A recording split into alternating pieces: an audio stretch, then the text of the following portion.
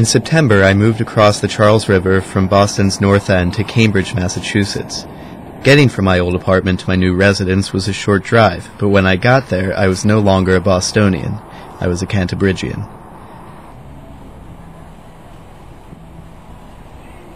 I had new city councilors, a new police force, and a new mayor, Kenneth E. Reeves. Cambridge is unique from most Boston area neighborhoods because it runs and functions as a separate city. It is a community rich with history. Founded by Puritan settlers led by John Winthrop in 1630, Cambridge was not always the bustling place it is today. Until around 1790, the area was mainly farmland. Cambridge Common, which is now surrounded by bars and restaurants, served as a military encampment during the Revolutionary War.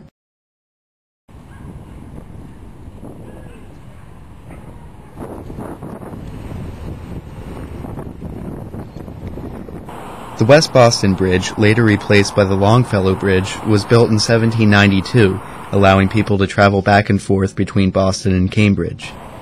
The West Boston Bridge was built around the same time as the Canal Bridge, which is now the Charles River Dam Bridge. The two bridges contributed to the city becoming an industrial town and a hub for working immigrants. Many found jobs in the ice cutting and brick industries. In the 1920s, the city shifted ways, becoming more of an intellectual town. Home to two of the nation's most prestigious schools, Harvard and MIT, over a quarter of Cambridge residents are students today.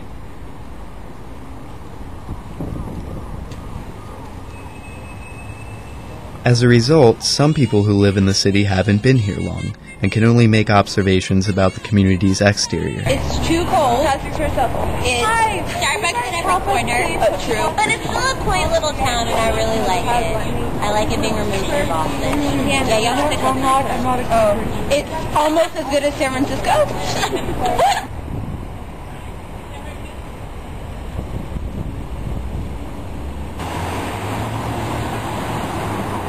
This isn't really home for some of its residents.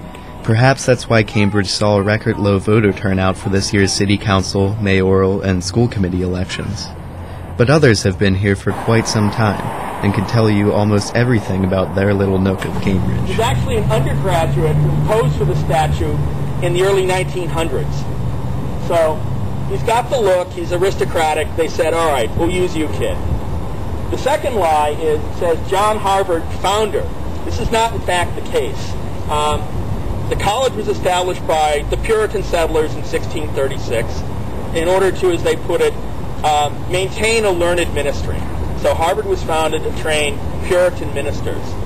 The date here says 1638. In fact, it was called the College at Newtown, founded 2 years earlier. But what occurred is, poor John Harvard, who was a graduate of Oxford University in England, died of some fever or some pestilence that lived on the river that way. And when he died, he left a substantial collection of books and money to the college at Newtown. And in his honor, they renamed it Harvard College in 1638. So there you have, in an encapsulated form, a tale of the three lives of Harvard College. Biking has been a hot topic at City Hall this year. Cambridge has pledged to build new bike lanes and make the area more accommodating of cyclists. When I started reporting in Cambridge, I spoke to Deputy Director of the Cambridge Community Development Department, Susan Glazer. She told me about the annual bike count, in which people go out to assigned sections of Cambridge to tally up the bikers they see. Glazer said this year's count showed a considerable increase. But City Councilor Craig Kelly, who bikes nearly everywhere he goes, told me he hasn't seen any difference. As Kelly put it, if there is a change, it is going from a really small number of cyclists to a slightly bigger, really small number. Where's the money going in Cambridge? Well, in the next few years, a good chunk of it will go to the renovation of the Cambridge Ringe and Latin School, which will cost between $65 and $90 million. Property taxes will increase between 5 and 7% during the renovation, which is scheduled to begin in the summer of 2009. Certainly there will be some increase on taxes, but we're hoping to offset that increase with a decrease in other projects. So there might be, we've had talks of a new fire station, and we may put those on hold for a while this high school project gets finished. Soon, paying for wireless internet service in Cambridge may be optional. For the past 2 years, MIT has been working with the City Council to provide free basic internet service to the city. Eventually, through technology called mesh, which bounces Wi-Fi signals from laptop to laptop, the city hopes to blanket the entire neighborhood with free wireless. From reporting in Cambridge for the past 3.5 months, I have gained a better understanding of the place that I live in. Cambridge is a town with a rich industrial and intellectual history.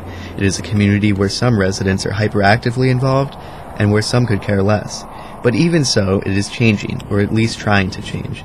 In Cambridge, this is Ross Dallas reporting.